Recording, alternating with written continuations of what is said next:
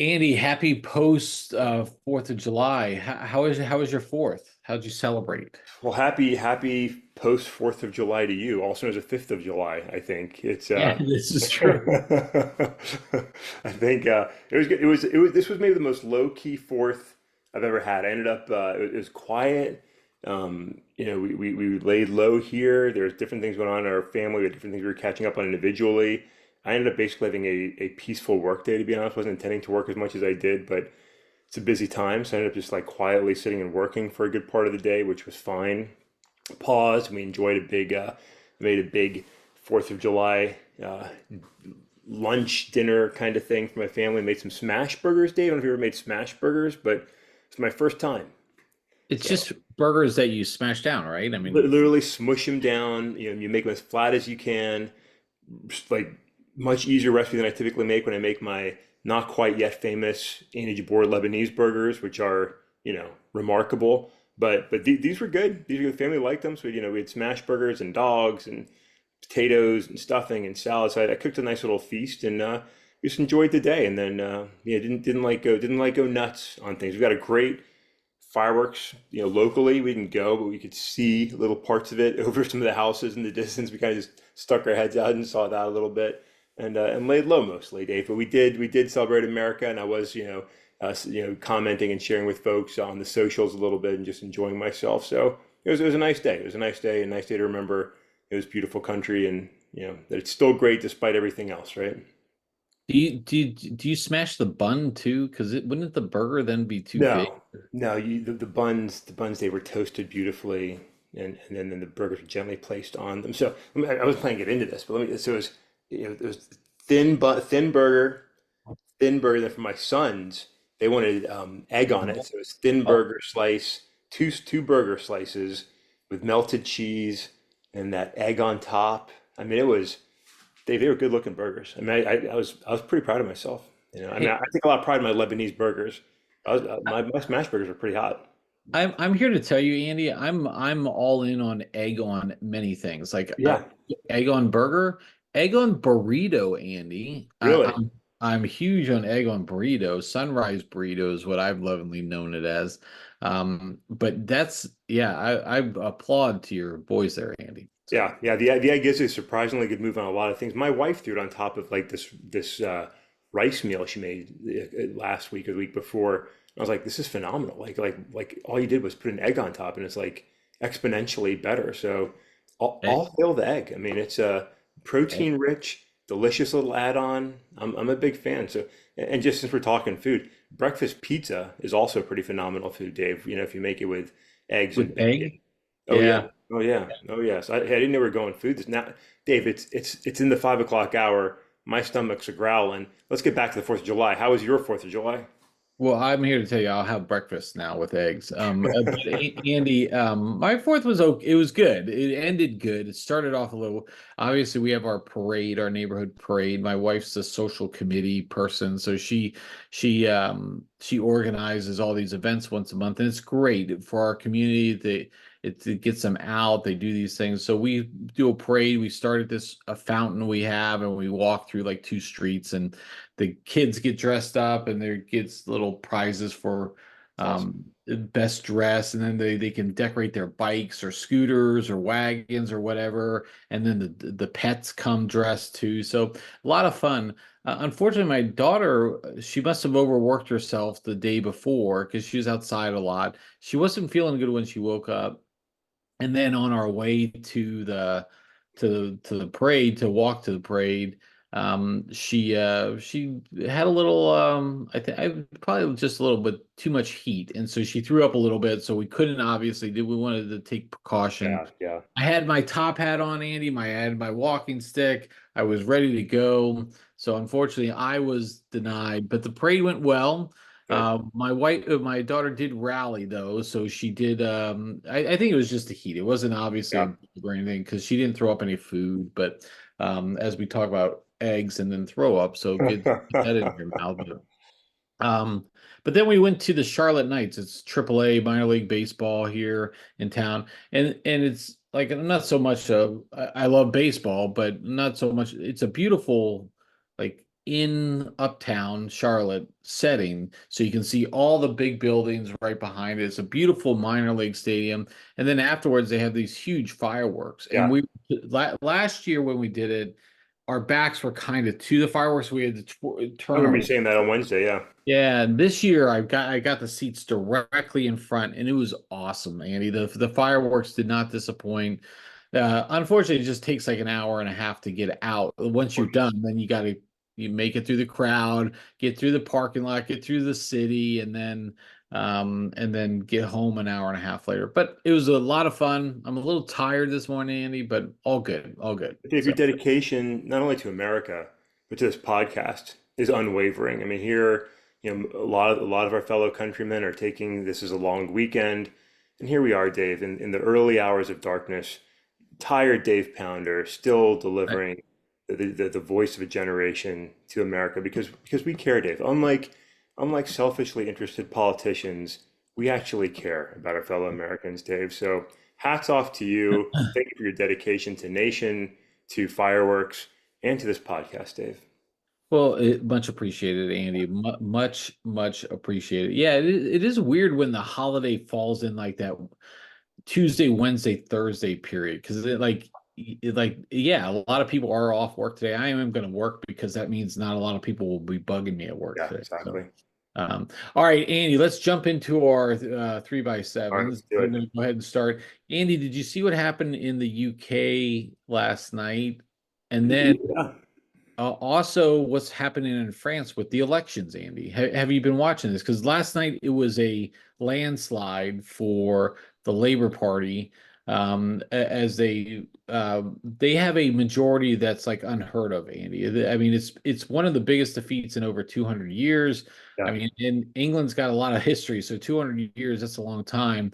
They have a huge majority of seats in their parliament.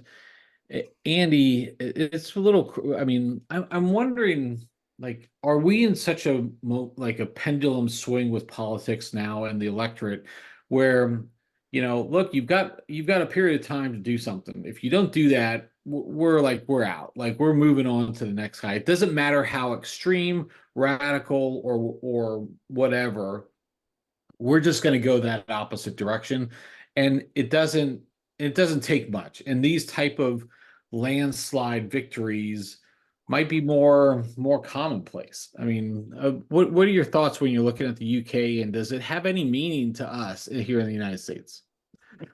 I don't think it does, to be honest. I think it's an exceptional race with some pretty exceptional circumstances. I mean, the Conservative Party has been in power for, I think it was like 14 years Yeah. in England, right? In the UK. That's a long time. And so sort of frustration, it hasn't been a good last few years, right? It's been a pretty chaotic last few years. They turned over prime ministers, a couple of times, a few times, one with a very short stint, and there was never really a lot of support for the last one. So it sort of curtains have been closing for a little while here. I think that the conservative leader, Mr. Sunak, thought he could maybe dodge a bullet with this a snap election, but it went badly. This is sort of equivalent to a majority party here in the U.S. winning like 67 seats in the Senate. I mean, that's unheard of, right? But unlike the rest of the world, was really interesting. This swing to the left, people being fed up, wanting a new leader. A 61-year-old leader, by the way, Dave, worth noting. They elected a prime minister who's going to be 61, just out of his 50s, unlike here.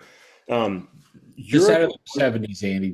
It's not that bad. It's only yeah, 20 years. yeah, it's notable difference, but whereas a lot of Europe is starting to tilt right, like we're seeing in France, a huge push right to the far right, and we're seeing a loud voice here in Donald Trump and the Republican Party today.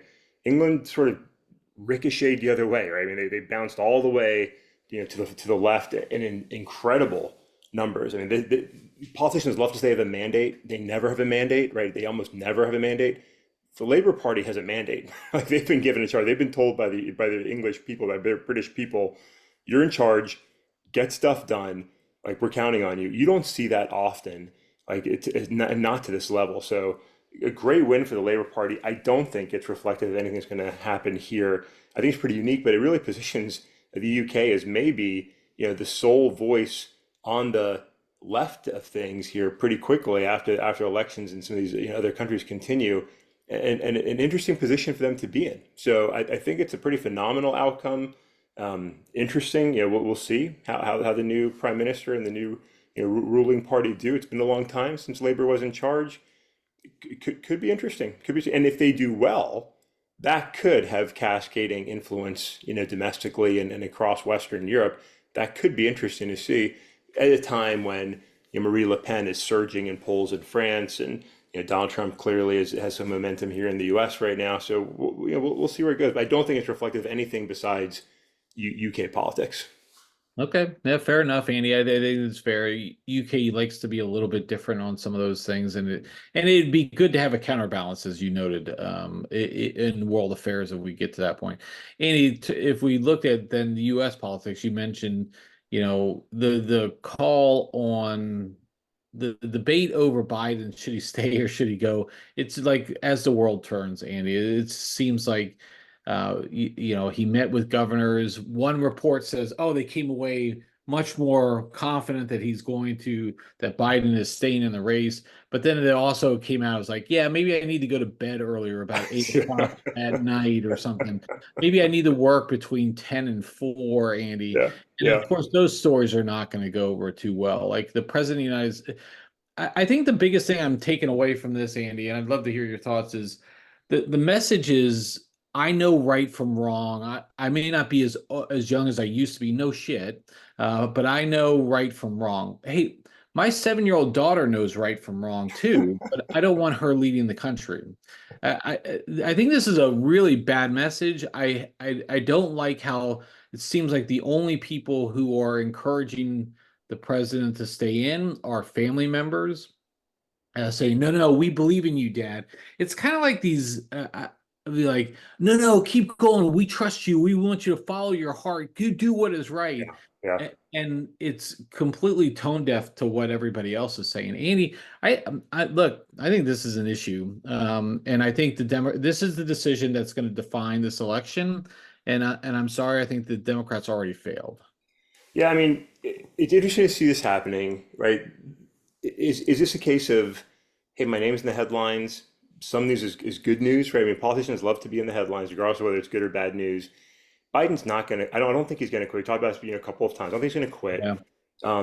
And so really, I know we're not going to get into this in depth today, but just I think this is why we have vice presidents, right? So I think the question for Americans is: do you trust an elderly and maybe at times struggling Joe Biden more than you trust a vigorous, Donald Trump, right? Like, which would you rather have of those two? And then if Biden can't serve, do you trust Kamala Harris, right? Because like that seems like a more likely possibility than it used to be. And in this election, like the vice president matters. And so are Democrats comfortable with potentially President Harris taking over if needed? That's a question Democrats have to ask themselves. That's maybe something we can get into another day. Because I think there's some good thoughts to go along with that. Yeah, we're at the end of our session or period here, Andy. But again, I think that's where again the Democrats are going to look back at this and look at all their missteps. Kamala Harris, they have failed her. She has failed them. It's just a bad thing. Okay, Andy, we did talk about something though. We were just going to stay on the politics front. We had this idea. What are 3 things Yeah. that you feel can change or can improve politics? So we'll go back and forth with no order of importance, Andy. But I'll start. I'll start with my first one, and we'll just go back and forth. I think what needs to change in U.S. politics is term limits, Andy. We need term limits on Supreme Court justices and members of the Senate and House of Representatives. Make it 24 years, Andy, because then you get 6 years for senators, 4 terms. And then I think you should make House of Representatives. I think you need to make that 4 years because the 2 years thing is garbage anymore. The fundraising, you work so hard to get in. You probably have 3 months just learning the job. then you have to start re-election campaign in a year, with a year out. And they need to make those 4 years, but term limits and setting those standards. I'd even say, look, you need to make mandatory retirement too, just like federal government employees have a mandatory retirement date. If you're over 64 or whatever it is, 67, it doesn't matter. That's a pretty good age. You have to retire, Andy. That's it. That's my first one, Andy. What do you think? Yeah, so I'll talk to you. So there was a time when I had more time than I do now, which is hard to, hard to believe. But I wrote on this quite a bit, and I'll share some of those links later because I enjoy that. Hopefully, I can pick that up eventually again. But I wrote on that very topic, and term limits is one that I agree with 100%. I agree that we need to change. I think we need to change the whole thing, right? The Yep. structure was built, when we founded this country. Just doesn't apply to the modern world as well. Like it does in a lot of ways, but it needs to be tweaked. Agree with the 4 year extension, 4 year terms for the House as opposed to two, so we're not in endless election cycles. Um, Yep. so I think we do the same thing. I think we extend the Senate. I think we put term limits on the House, on the Senate, certainly on the presidency, and on the Supreme Court. I think the Supreme Court should be a one term, 20 years of service, and you're done. Go away, right? Because that's enough. Like let somebody else can lead. There's nine freaking justices. So term limits for everybody, 100%. We can do them a little bit differently. We can get into the details more at a time, but I think that's absolutely critical is rotation in office so we don't get these entrenched interests and corrupt politicians, which we have. I mean, 100% across both aisles, Republican and Democrat, and everyone in between, from the federal level, Dave, down to local politics, right? And it's not a condemnation of elections, it's just reality that there's constant corruption. Term limits are one huge way to change that story. And shame on America's governors for not putting that into place without Congress, because it can easily be done if our governors gave a rat's ass, but they're too focused on becoming president themselves and won't have the balls to do it. Yep, there you go. So, Andy, was that one of yours, or did you have Yeah, something? concur. Yeah, term limits. Okay, all right. So we're going to stick with term limits as being one big one. Andy, I'll start then for my second one is gerrymandering. Andy, we need to end the practice of gerrymandering. This happens at the state level. They define the state groups, or they assign the congressional districts, which are like, look at these districts. I wish we could pull up a map. I'm sure there is a map somewhere of all the districts around the country and Yeah, just look at how they're designed. They're designed for making no competition in these districts and giving giving the population only one way to vote. So obviously the other party puts up somebody, but usually it's a token sacrifice in some of these districts. And I think it's the state of Louisiana. It goes from the northwest corner of the state down to New Orleans in the yeah, southeast corner of the state. It cuts across the state. It's fucking ridiculous. disgusting. Yeah. And gerrymandering, adding the term limits. We're in a lot better shape if we have that, Andy. That's my second one. Yeah, I didn't have that on my list. One, we're going to blow up time here, Dave. We just accept Yeah. that fact. But I didn't have gerrymandering on my list, but 100% agree with that. Arnold Schwarzenegger's done a lot of good advocacy for ending gerrymandering. You see some states, putting this into the hands of third parties to make districts so we can avoid gerrymandering. It's a transparency issue. It's a trust issue. It's a huge issue. Great one to pick. I don't have it on my list, but I 100% agree with that. It hurts America in so many ways, and it just shows disgusting corrupt politics. But Dave, I'll go to my second one. Listen, Elizabeth Warren, Democratic senator, loves to talk about monopolies and wanting to break up monopolies. And she's right, but her focus is wrong. Like, I'm less concerned about any American business monopoly. Like, I don't want to hear it about Amazon or Walmart, which are competitors, by the way, or anybody else, because the most corrupt monopolies in America are the Republican and Democratic parties, right? The duopoly of those two parties hurts Americans every single day. And until we can implement ranked choice voting or some other option, approval voting or something else, to give Americans the power to toss out these two parties and elect the person they really believe in, right? If you really believe in the Democratic Party, vote that way.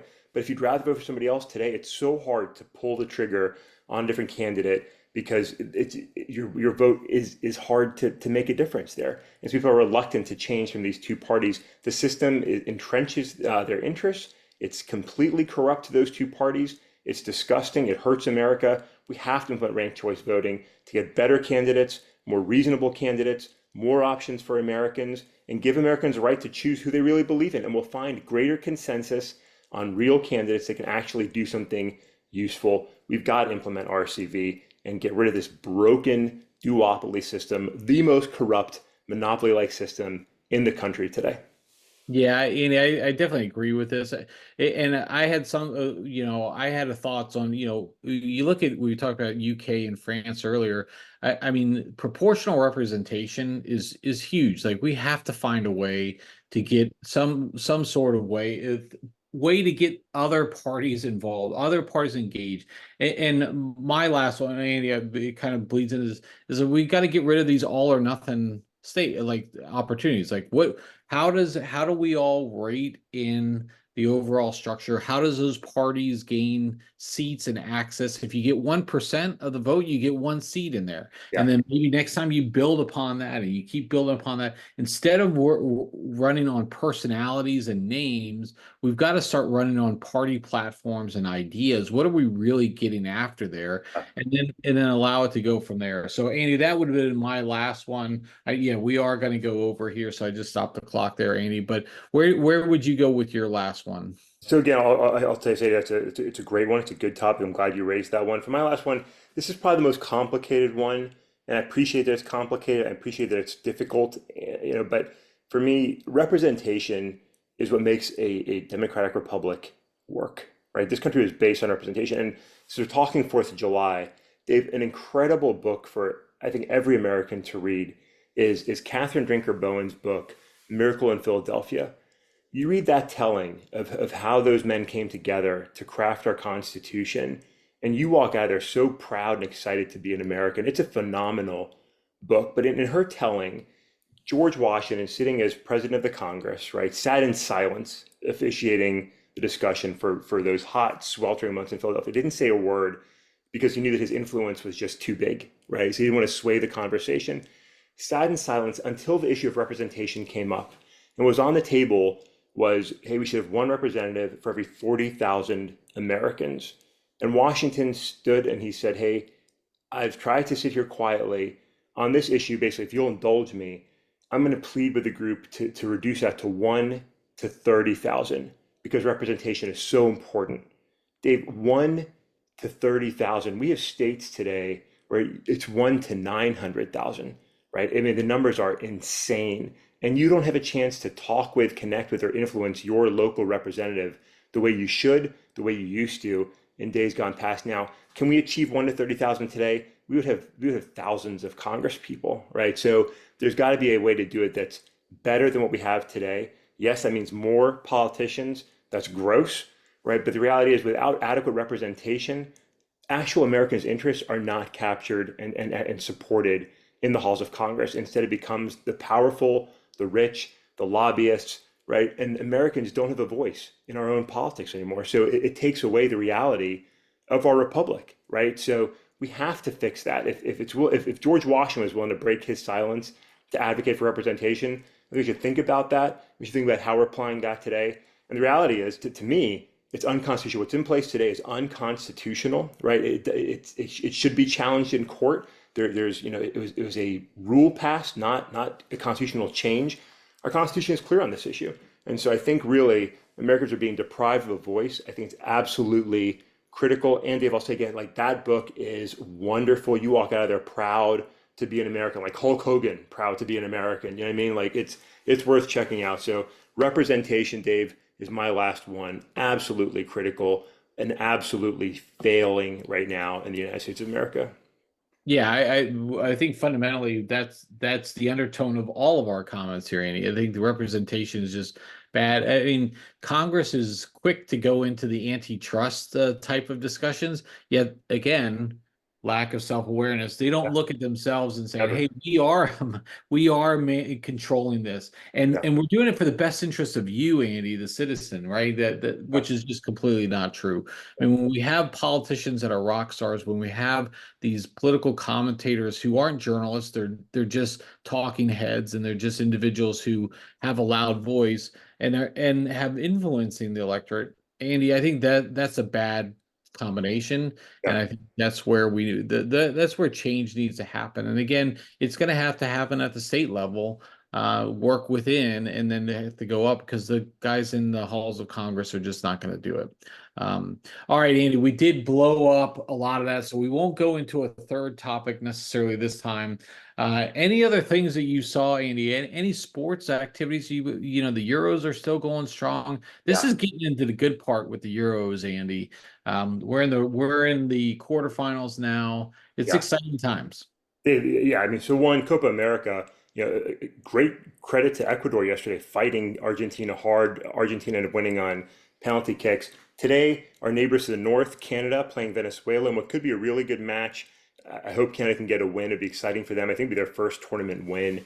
That'd be fantastic. But Dave, the action is in the Euros. Man, this is a phenomenal 2 days of soccer. This is like NFC, divisional round weekend, right? Some of the best football of the year. You've got the game being played today at noon, Spain versus Germany, maybe putting the two best teams in the Euros against each other in what should be an incredibly good match of two very dynamic teams. And then you've got Portugal France in the afternoon in the later game. Two incredible stars in Cristiano Ronaldo and Mbappe. I mean, that's going to be an incredible game to watch. Could be slower and less exciting the first game, but those are both going to be great. And then tomorrow, I'm cheering for England. They're playing Switzerland. It's going to be a hard match. I'm hoping England can get it done. They've got to do some things to fix it. I think they're trying to. And then the Netherlands versus Turkey, who's been exciting to watch. Turkey there has been an exciting team. It's always fun to see that upstart that comes in and sort of shakes things up. So it's going to be a fantastic 2 days of European soccer. Dave, I know you're not a huge fan, but man, if you can cut away and watch some of that Spain-Germany game, I think you will not be disappointed. I'm not a huge fan on the day to day, but when it gets into these type of things, I do become a fan. Like we're talking about 8 teams now Yeah, in the Euros. This is really good stuff. And again, that Germany Spain matchup is going to be great. They're both playing great. yeah, Really impressed with how. I mean, the Germans have gone through a rough spell here. I mean, they're not unlike. There's been a lot of talk, even when their circles after their 2012 World Cup win. They haven't performed on the international stage. So this is good to see them back in there. But again, I am interested to see the England Switzerland. There's a lot of what I was talking about earlier is like here's Switzerland where you're like, oh, that should be an easy country, just roll over them. No, this is no way. they're I mean, a lot of and you mentioned Turkey. I mean, this is a lot. There's so much good soccer in the Euros. Yeah, So definitely watch it. I think it's all on Fox, Andy. So should be getting a lot of good publicity. Noon starts today and tomorrow. So yeah, all right, Andy, I think that wraps up a really good pod for today. Actually, pod for this week, Andy, is definitely proud of the 4th of July yesterday, and all the celebrations that went on there. It was really cool to come together as a country. I don't think I saw any extreme comments yeah. uh, on the 4th of July. No, happy 4th of July, even to the despicable liberals. So I was glad to see that, Andy. So, all right, Andy, with that, I will catch up with you next week.